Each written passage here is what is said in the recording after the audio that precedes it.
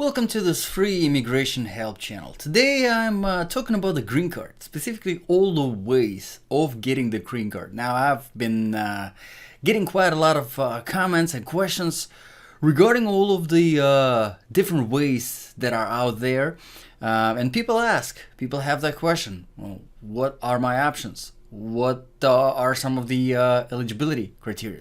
What are some of the requirements of getting the green card, getting the permanent residence here in the United States of America? So today, as always, I have the usas.gov website open in front of me. This is the official website for U.S. Citizenship and Immigration Services.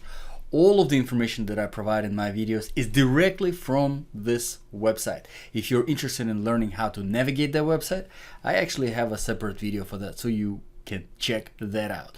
But in order to answer your question today, we're gonna go into the tab that is called Green Card. Yep, that's right.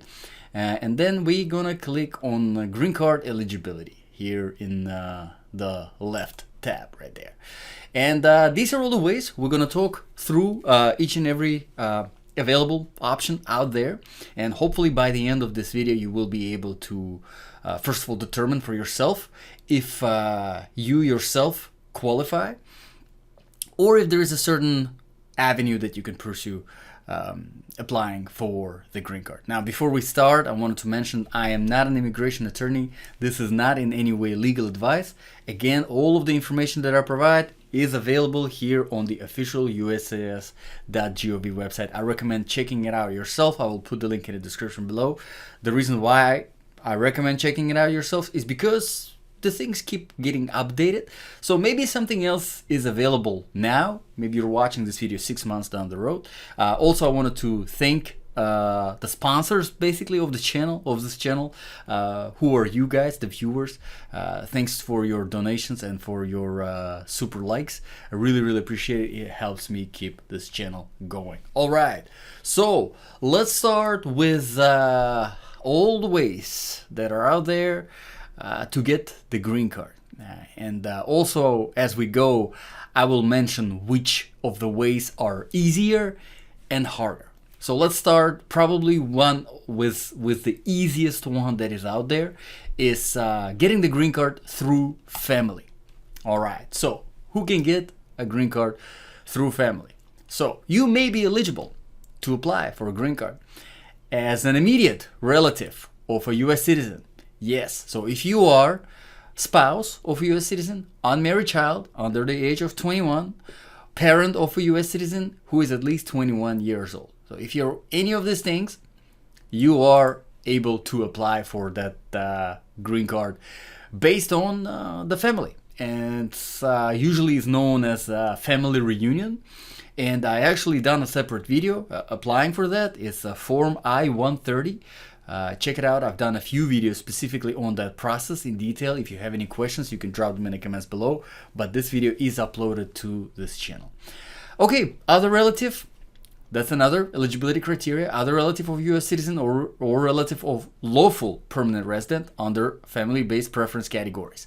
And here they are. If you are family member of a U.S. citizen, meaning that you are unmarried son or daughter of a U.S. citizen and you are 21 years or older, married son or daughter of a U.S. citizen, brother or sister of a U.S. citizen who is at least 21 years old, family member of a lawful permanent resident, meaning that that person has a green card, all right?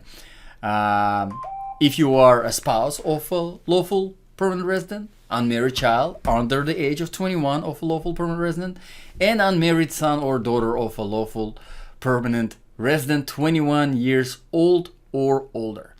Okay, moving further, fiance of a U.S. citizen. I'm not gonna go through this. You can read it yourself. If you qualify for any of this, it will make sense to you. Widower of a U.S. citizen, and also VAWA self-petitioner, victim of a battery or extreme cruelty. Honestly, hopefully that's not the case for you. That's the situation where you are an abused spouse of a U.S. citizen or a lawful permanent resident, and you are self-petitioning for yourself. Because if you look at the family-based green card applications, it is the person that is a U.S. citizen or or a permanent resident that is petitioning for you. So it's a sponsorship program. They're sponsoring your green card.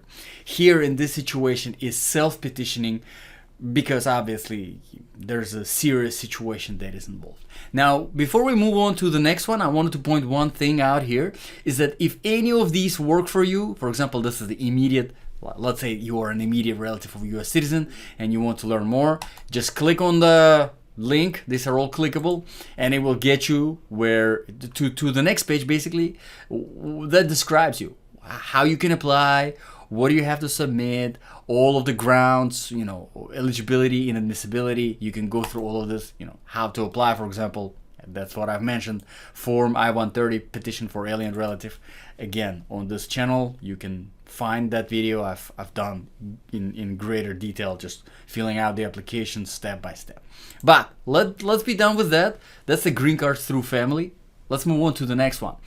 Green cards through employment. Now, this one obviously gets a little bit more complicated because now, in most of these situations, you have an employer that is sponsoring, that is petitioning for you, all right? So it kind of adds a whole next step where now you have to find an employer who is willing to do that for you, all right? And of course, the employer has to meet certain eligibility criteria as well for them to be able to do that. Okay, so there are a few different avenues here as well. There's a basic immigrant worker. So if you're a first preference immigrant worker, meaning that you have some kind of special ability, whatever it is, arts, education, business, science, athletics, right? You're a great researcher or something like that. The second preference, meaning, it gets kind of, it's kind of like with the family. First preference is the spouse, the children, and then it gets into the parent, and then it gets into the siblings. The similar kind of structure goes for the employment, first category, second category. And whenever it comes to the preference category, it does not necessarily mean how hard it is to get based on that category, but more so that most of the times you end up just waiting more time for that immigrant visa, that initial visa that you will get, because that's what you're applying for in most of the cases. You're applying for the immigrant visa, all right? And then based on that immigrant visa, you're getting your green card, which is most of the times the immigrant visa. Once you come into the country, once there is a stamp in the port of entry, it automatically becomes the temporary permanent residence card, and then once you pay all the fees, you get the actual permanent residence card, all right? But this is a whole separate topic, but to kind of give you a brief overview. But whenever it comes to the categories, that's what I want you to kind of keep in mind. It's not how hard it is to get, but it's more so how much time you're going to be waiting for that application basically to be reviewed and approved and moved along. So the first category is that special, extraordinary, amazing abilities. The second preference category is you're a member of profession that requires an advanced degree. So nothing amazingly crazy, but still some kind of advanced knowledge. And then the third preference is just a skilled worker.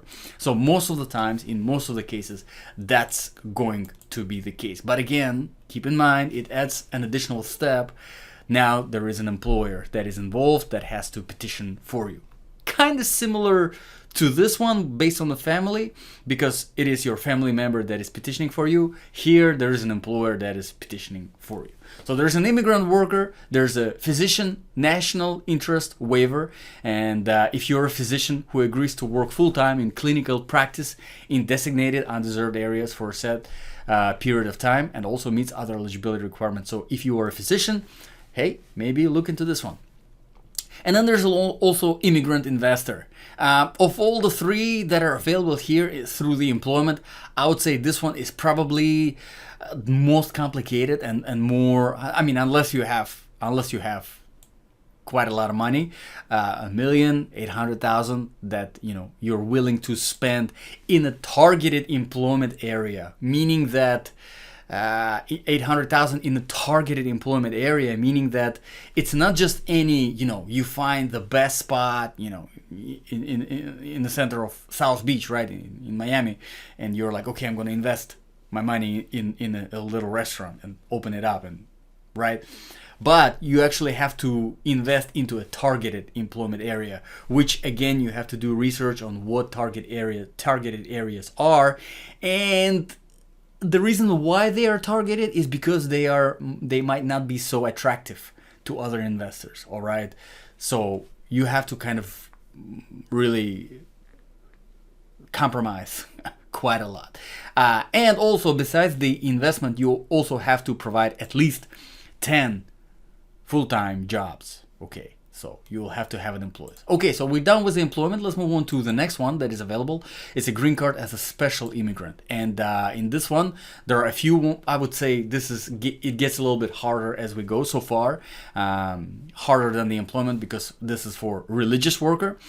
Special immigrant juvenile, Afghanistan or Iraq national. If you are from Afghanistan, if you're Afghanistan Iraq national, that might be something for you to consider.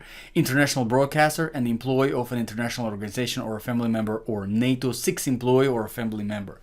Now, religious worker, as a member of religious denomination coming to the U.S. to work for a non-profit religious organization, you might be able to apply for immigrant visa based on that. Again, this does sound quite easy, but it really is not. There is a lot of things that are involved in the process, a lot of things that you have to prove, and it's not as easy as it sounds. Special immigrant juvenile, if you're a juvenile who needs the protection of a juvenile court because you have been abused, abandoned, or neglected by a parent. Again, as you can see, this is very, very specific. Afghanistan and Iraq nationals, that goes for the nationals of Afghanistan and Iraq, where they were doing translations, interpreting for the U.S. government, specifically for the U.S. government, were in Iraq employed by the U.S. government again, and were in Afghan employed by U.S. government, right? So Iraq and Afghan, both, you have to be working with U.S. government over there, doing some kind of translations, interpretations, whatever it is that you're doing. Most of the times it has to do with the government jobs, U.S. government jobs, in the foreign countries. So if you have been involved in that, maybe that might be a potential avenue for you to kind of consider. International broadcaster, if you are coming to the US as a member of the media for the US Agency for Global Media, specifically for US Agency for Global Media, okay, that has to be that organization, USAGM. Or USAGM guarantee. I'm personally not very familiar with that, but again, it's very, very specific. And an employee of an international organization or family member, or NATO 6 employer or family member. Again, as you can see, very, very specific. You have to be a retired officer or employee of an eligible international organization or NATO. So things are getting a little bit more and more complicated as we go, right? Let's move on to the next avenue that we have. Green card through refugee or asylee status. Now, I can't say that this is a complicated way. If you already have a granted asylum, if you already have a granted refugee status, all you have to do is maintain that granted asylum status or admitted refugee status for 1 year. And after 1 year, you are eligible to apply for your green card based on you having 1 year of that granted asylum or admitted refugee status. Now, that 1 year, of course, once you have it granted, all you're just waiting for 1 year. Not complicated. However, getting the asylum status, or being admitted as a refugee is a whole different story. First of all, it's for very, very specific types of individuals. It's the people who are persecuted in their own home country, persecuted by the government, persecuted by a certain religious group, and persecuted because of some kind of political affiliation or religious affiliation, or there are a few different categories, a few different criteria. I actually done a separate video specifically on asylum, so you can check it out, learn more a little bit about it. But you have to be persecuted by your country. You had to have a proof that you are persecuted. First of all, you have to have a proof. You have to go to law enforcement. You have to have all of the reports, and you have to show that the law enforcement over there were not able to help you. Basically, you have to show that there is no other place than the United States where you are safe. And trust me, that is not easy to do, and it only applies for very, very small percentage of people. So yes, if you already have a granted asylum or admitted refugee status for 1 year, it's very easy to apply for a green card based on that. It's very straightforward. But getting that asylum status or refugee is a whole different story. So things are getting more and more complicated now. Okay, let's move on to the next one.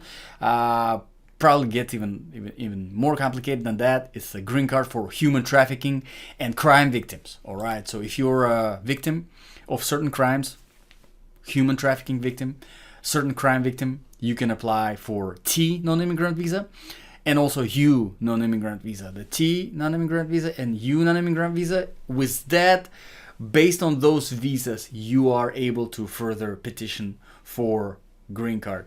Again, applies for a very, very small percentage of people. You have to obviously be eligible for that, for these visas first, and then apply for a green card. So not an avenue for most. Okay, moving further, again, we have a green card for victims of abuse. If again, this VA, that's the self-petitioning. So if you were, for example, let's say you were, married to a U.S. citizen, right, and it didn't turn out to be a good marriage. You were being abused in your marriage. You ended up divorcing that person, or maybe you're still in the marriage but you don't live together because you're being abused, or maybe you're being abused and you live together and there's no other way for you to get out. So you're petitioning for green card, so you kind of have at least your legal residency status in the United States of America. Obviously, it would help you to, maybe move out or divorce and build your life by yourself. This might be an option for you. Obviously, same thing, special immigrant juvenile, we already talked about it. And there is a different category for an abused, battery, spouse, or child under the Cuban Adjustment Act. And let's actually move on to the next one, which is other categories. All other, it's very, very specific for certain individuals. I'm going to go through them I'll try to go through quickly. If it works for you, check it out. It is there. So there is a Liberian Refugee Immigration Fairness, LRIF. If you're a Liberian national, okay, might be something to consider. I'm going to leave this for now. We're going to come back to that. Diversity Immigration Visa Program, we're going to come back to that. Cuban Adjustment Act, and if you're Cuban, native or citizen, might be something for you to consider. An abused victim of battery might be something for you to consider. Dependent status under HRIFA, if you're a spouse or child or a lawful permanent resident of a lawful permanent resident who received his or her green card based on the Haitian Refugee Immigration Fairness Act. So Haitian might be something to consider. Abused, victim of battery or extreme cruelty, spouse or child under HRIFA that we just mentioned. Then there is a Lautenberg parolee. Were paroled into the United States as a Lautenberg parolee. I don't even know what that is, but if you're familiar, if that sounds something that you might have that to consider. Indo-Chinese Parole Adjustment Act of 2000, American Indian born in Canada, person born in the United States to a foreign diplomat, and Section 13 diplomat. There's also green card through registry if you have been residing continuously in the United States of America since before January 1972, which is very, very, if it's the case, there you go. You have that option. But let's come back to the Diversity Immigrant Visa Program. Now, this particular one is probably the easiest way to get the green card of all of the things that I've mentioned here, because this is really just a lottery, and a lot of people know it as a DV lottery. I've actually done a separate video specifically on DV lottery, on how to enter the DV lottery, what it entails. It's very straightforward. Basically, United States government, they provide a certain amount of places, certain amount of visas that an individual can win. They have to meet a certain criteria, certain categories. I talked about it in the video. Education, stuff like this. Certain information that you have to provide, but you can enter every year if your country is part of the DV lottery. You can enter, and if you're selected, that's it. you get the green card, which is, yes, obviously the easiest one. But hopefully this video was helpful. Again, all of this information is available directly on the official US Citizenship and Immigration Services website. If you have any questions regarding any of these steps specifically, let me know in the comments below, and I try to go through all of the comments and address them as we go. If I'm not able to get to your comment, usually I do a video where I go through the comments and I answer them one by one. So check out those videos as well, where I answer the questions from you guys. Thank you for watching. As always, hopefully this was helpful. God bless everyone, and I'll see you in the next video.